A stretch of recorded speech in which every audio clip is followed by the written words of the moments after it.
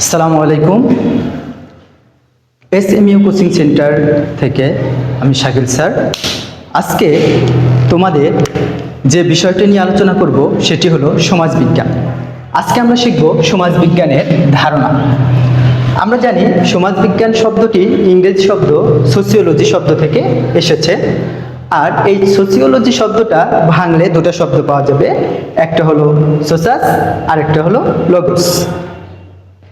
সোসাস Latin শব্দ, এই Latin শব্দ অনুযায়ী সোসাস শব্দের অর্থ হলো সঙ্গী। আর লগোস এটা হলো গ্রিক শব্দ, এই শব্দে লগোস শব্দের অর্থটা হলো জ্ঞান বা বিশেষ জ্ঞান। সেহেতু আমরা সমাজবিজ্ঞানটা বলতে পারি যে সমাজ সম্পর্কিত যে জ্ঞান সেটা হলো কি সমাজবিজ্ঞান।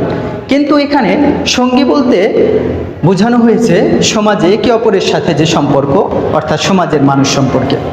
এখন আমরা দেখি সোসিওলজি শব্দটি কে ব্যবহার করেন সর্বপ্রথম বা এর জনককে। সোসিওলজি শব্দটির জনক হলো অগাস্ট কোত, যিনি তার পজিটিভ ফিলোসফি গ্রন্থে 1839 সালে তিনি সমাজবিজ্ঞানের ধারণাটি এখানে ব্যক্ত করেন। অপরদিকে আমরা যদি ধরি তাহলে বাংলাদেশের সমাজবিজ্ঞানকে, সেহেতু সে অনুযায়ী বাংলাদেশের সমাজবিজ্ঞানী হলেন ডক্টর নাজমুল করিম, তিনি হলেন আমাদের বাংলাদেশের সমাজবিজ্ঞানী।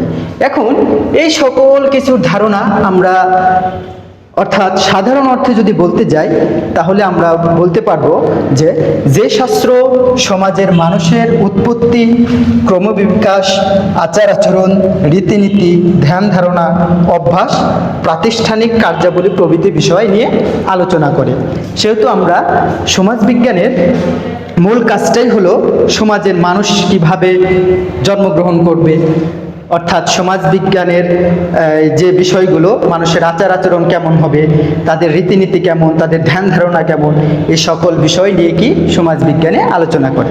যাই হোক, আজকে আমরা সাধারণ অর্থে সমাজবিজ্ঞানের ধারণাটি নিয়ে নিলাম।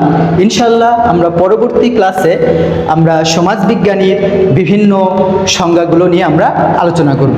আশা করি তোমরা বিষয়টি বুঝতে পেরেছো। ধন্যবাদ।